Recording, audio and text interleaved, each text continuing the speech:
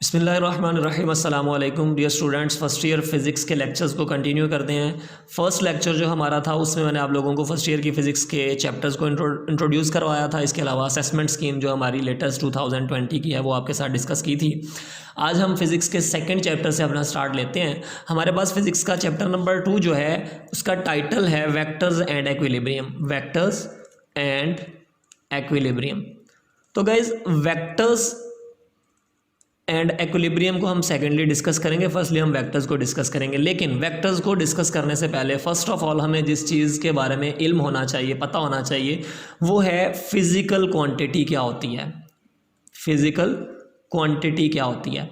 आप लोगों ने 9th क्लास में फिज़िक्स का फर्स्ट चैप्टर जो पढ़ा था उसमें आप लोगों ने फिज़िकल क्वांटिटीज़ के बारे में पढ़ा था। मेजरमेंट्स का चैप्टर था, वो भी फिज़िकल क्वांटिटीज़ के बारे में उसमें आपने पढ़ा था। फिज़िकल क्वांटिटी की सिंपलेस्ट डेफिनेशन ये होती है कि हर वो क्वांटिटी जिसको हम मैयर कर सकते हैं, ऑल मैयरेबल क्वांटिटीज़। आप जानते हो कि हमारे पास क्वांटिटीज़ बहुत सारी होती हैं, लेकिन हम हर क्वांटिटी को मैयर नहीं कर सकते हैं। कुछ क्वांटिटीज़ वो होती हैं जिनको हम मैयर कर सकते हैं। जैसे किसी चीज़ का मैस है, आप उसको मैयर कर सकते हो।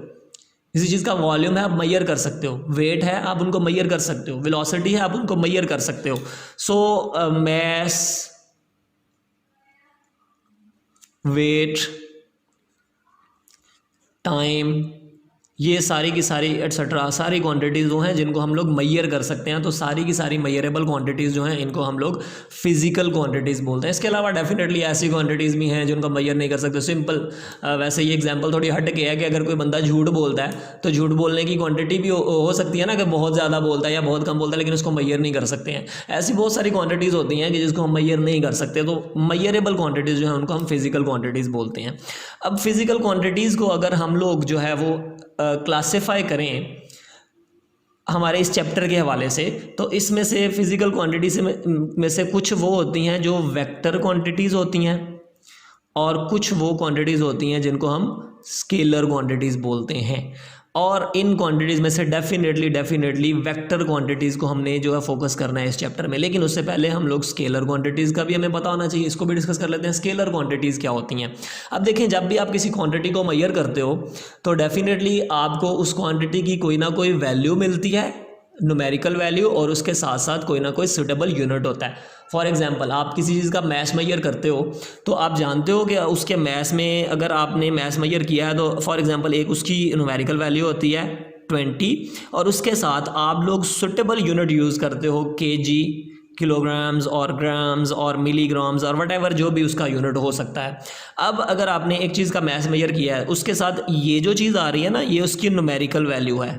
ये उसकी न्यूमेरिकल वैल्यू है जिसको हम लोग उसका मैग्नीट्यूड बोलते हैं, ठीक है। और ये जो साथ हमारे पास आ रहा है ये उसका यूनिट है।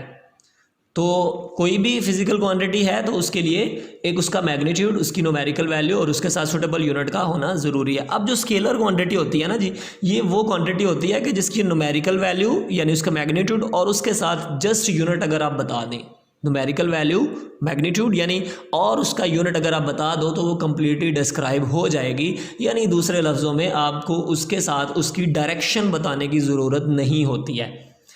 तो ऐसी तमाम क्वांटिटीज़ जिनको कम्प्लीटली एक्सप्रेस किया जा सकता है सिर्फ उनके मैग्नीट्यूड, न्यूमेरिकल वैल्यू और यूनिट से, सुटेबल यूनिट से, उनको हम स्केलर क्वांटिटीज़ बोलते हैं। जैसे मैंने अभी आपको मिसाल दी थी, एग्जांपल दी थी कि मैस जो है, किसी चीज़ का मैस बताना हो, आप जैसे ये बता दो जी इतने ग्राम है, 10 ग्राम है, 20 ग्राम है, 30 ग्राम है या 10 मिलीग्राम है, तो ये उसमें इसके साथ कोई डायरेक्शन बताने की ज़रूरत नहीं है। सिमिलरली अगर आपने टाइम बताना हो, सेकेंड्स का सहारा ले सकते हो, मिनट्स का सहारा ले सकते हो, घंटों का सहारा ले सकते हो, और डेफिनेटली इसके साथ यूनिट बताने की कोई ज़रूरत नहीं होती है। तो ऐसी तमाम क्वांटिटीज़ जिनके साथ उनके साथ डायरेक्शन बताने की ज़रूरत नहीं होती, ऐसी तमाम क्वांटिटीज़ जिनके साथ डायरेक्शन की ज़रूरत नहीं होती, उनको हम स्केलर्स बोलते हैं।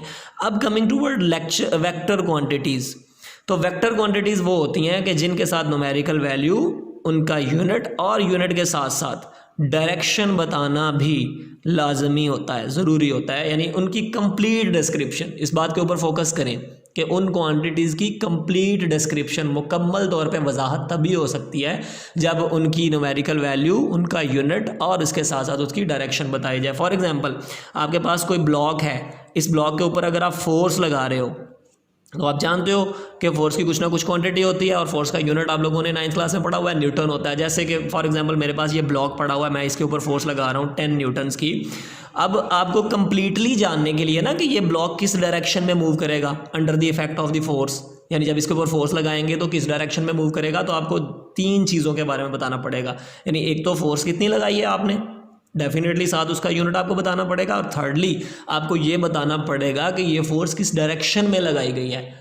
ठीक है, यानी कंप्लीट डिस्क्रिप्शन इस क्वांटिटी की तभी मिलेगी, कंप्लीट डिस्क्रिप्शन तभी मिलेगी जब आप इसकी न्यूमेरिकल वैल्यू, इसके यूनिट और यूनिट के साथ साथ इसकी डायरेक्शन को भी मेंशन करोगे। समटाइम वेक्टर क्वांटिटीज़ को हम विदाउट डायरेक्शन भी मेंशन कर लेते हैं बुक्स में या लिटरेचर में, जैसे कि वो फलां एक चीज़ है उसके ऊपर 10 न्यूटन की फोर्स लग रही है, यानी या कोई गाड़ी है जी वो 10 मीटर पर सेकंड की वेलोसिटी के साथ मूव कर रही है। लेकिन अगेन ये मुकम्मल डिस्क्रिप्शन नहीं होती। उन क्वांटिटीज़ की मुकम्मल यानी कंप्लीट डिस्क्रिप्शन हमें तभी मिलती है जब हम लोग उनके साथ साथ ये न्यूमेरिकल वैल्यू और यूनिट के साथ साथ उनकी डायरेक्शन की भी बात करते हैं। तो बेटा जी ये वेक्टर्स और स्केलर यानी फिजिकल क्वांटिटीज़ जो मेजरेबल क्वांटिटीज़ हैं, और इन मेजरेबल क्वांटिटीज़ में कुछ वेक्टर्स होती हैं और कुछ स्केलर्स होती हैं। तो इस चैप्टर में हम लोगों ने फोकस करना है वेक्टर क्वांटिटीज़ के ऊपर। वेक्टर क्वांटिटीज़ की एग्जाम्पल दूँ तो मैंने आपको फोर्स की एग्जाम्पल दी। वेक्टर है वेलोसिटी किसी बॉडी की हो या एक्सेलरेशन हो, जैसे अगर फॉर एग्जांपल एक गाड़ी है, एक कार है, उसके ऊपर आप उसके इंजन उसका एक्सीलेटर आप दबाते हो, डेफिनेटली उसका इंजन वर्क करता है तो वो स्पीड अप होती है। तो स्पीड अप होने का मतलब ये हो ना उसकी वेलोसिटी में चेंज आया। अब आपने 9th क्लास में पढ़ा हुआ, वेलोसिटी में चेंज क्या होता है, एक्सेलरेशन होता है। जब किसी चीज़ की किसी भी बॉडी की वेलोसिटी चेंज होती है तो उसमें एक्सेलरेशन होता है। अब देखिएगा कि यहाँ पे मैं आपको क्लियर करने लगा हूँ कि डायरेक्शन कैसे ज़रूरी है। 2 चीज़ें हैं, एक अगर आप एक्सीलेटर दबाते हो यानी रेस देते हो गाड़ी की तो उसकी वेलोसिटी में इंक्रीज़ आएगा, बढ़ेगी, तो तब भी उसमें एक्सेलरेशन आया। या अगर आपने चलती हुई गाड़ी का ब्रेक दबा दिया तो अब क्या हुआ, अब उसकी वेलोसिटी में कमी आएगी।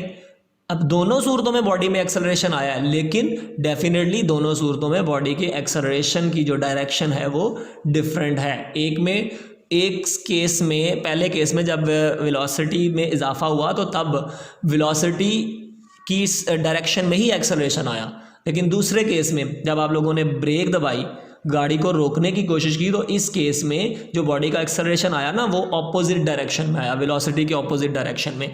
तो अब एक्सेलरेशन जो है इट मीन्स कि इसकी कंप्लीट डिस्क्रिप्शन तभी मिल सकती है हमें जिस टाइम हम लोग जो है वो उसकी डायरेक्शन की का भी जिक्र करेंगे। तो ऐसी क्वांटिटीज़ फाइनली अगेन मैं यही कहूँगा कि ऐसी क्वांटिटीज़ जिनकी न्यूमेरिकल वैल्यू, यूनिट और यूनिट के साथ साथ डायरेक्शन की ज़रूरत पेश आए उनको हम वेक्टर क्वांटिटीज़ बोलते हैं। गाइस जल्दी से लेक्चर को वाइंड अप करते हैं, और वाइंड अप करने में आपको मैं ये बताता हूँ कि वेक्टर्स जो हैं इनको हम लोग रिप्रेजेंट कैसे करते हैं, वेक्टर रिप्रेजेंटेशन।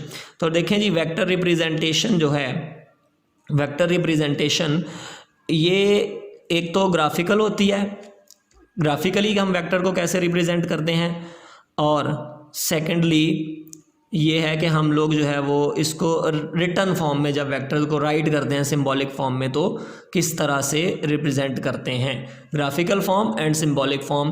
तो गाइस इस लेक्चर को हम इंशाल्लाह नेक्स्ट कंटिन्यू करेंगे, वेक्टर की रिप्रेजेंटेशन से ही आगे लेके चलेंगे। तब तक के लिए अल्लाह हाफिज़, अस्सलाम वालेकुम।